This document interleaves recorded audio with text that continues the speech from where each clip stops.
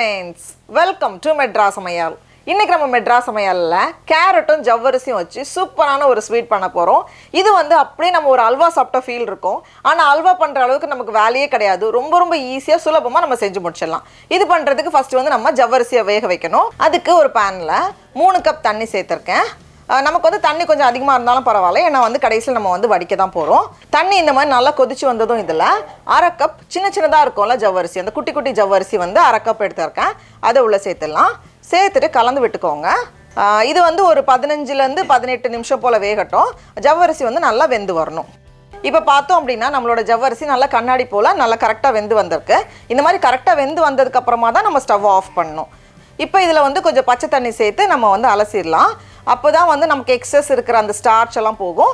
நான் இந்த மாதிரி பச்சை தண்ணியில் அலசிட்டு வடிகட்டி எடுத்துகிட்டு வந்திருக்கேன். பாருங்கள், ஜவ்வரிசி வந்து கரெக்டாக வெந்து வந்திருக்கு. ஏன்னா இதுக்கப்புறம் வேகிறதுக்கு நமக்கு ரொம்ப டைம் இருக்காது.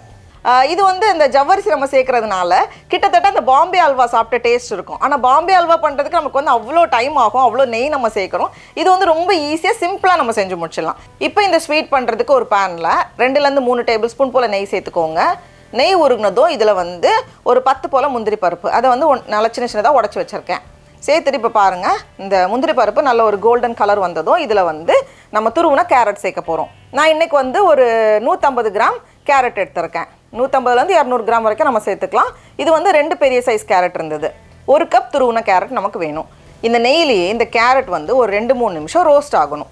இப்போ பார்த்தோம் அப்படின்னா ஓரளவுக்கு அந்த கேரட் வந்து நல்லா வதங்கி அந்த பச்சை வாசனை எதுவுமே இல்லாமல் சூப்பராக வந்திருக்கு. இப்போ இந்த ஸ்டேஜில் நம்ம வந்து சர்க்கரை சேர்க்க போகிறோம்.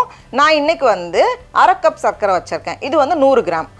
இப்போ இது கூடவே ஒரு சிட்டிகை உப்பு, அதுக்கப்புறமா நம்ம வேக வச்சு ரெடியாக வச்சுருக்கோம்ல ஜவ்வரிசி, அதை சேர்த்துக்கோங்க. சேர்த்துட்டு எல்லாத்தையும் சேர்த்து நம்ம கலந்து விடுறப்பவே அந்த சர்க்கரை உருகி மறுபடியும் இது வந்து கொஞ்சம் அப்படியே கெட்டியாக வரும். அப்படியே எல்லாம் சேர்ந்து வெந்து வரணும். அப்போ தான் வந்து அந்த இனிப்பு வந்து எல்லாத்துலேயுமே வந்து நமக்கு சமமாக கிடைக்கும். இன்னும் ஒரு 2 நிமிஷம் போல் இருக்கட்டும். இப்போ பார்த்தோம் அப்படின்னா எல்லாமே சேர்ந்து வந்திருக்கு. நல்ல ஒரு அல்வா பதம், கிட்டத்தட்ட கொஞ்சம் திக்காக வந்திருக்கு. இந்த ஸ்டேஜில் ஒரு டேபிள் ஸ்பூன் போல் நெய் சேர்த்துக்கோங்க.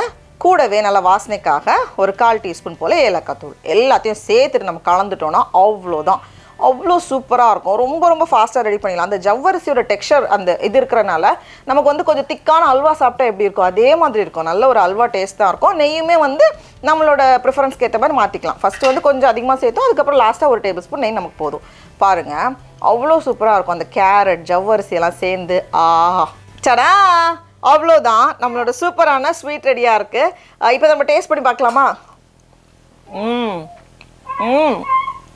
ரொம்ப சூப்பராக இருக்குது. நீங்களும் கண்டிப்பாக இந்த ரெசிபியை வீட்டில் செஞ்சு பாருங்கள். உங்களுக்கு இந்த வீடியோ பிடிச்சிருந்துச்சுன்னா மெட்ராஸ் சமையலுக்கு சப்ஸ்கிரைப் பண்ணுங்கள்.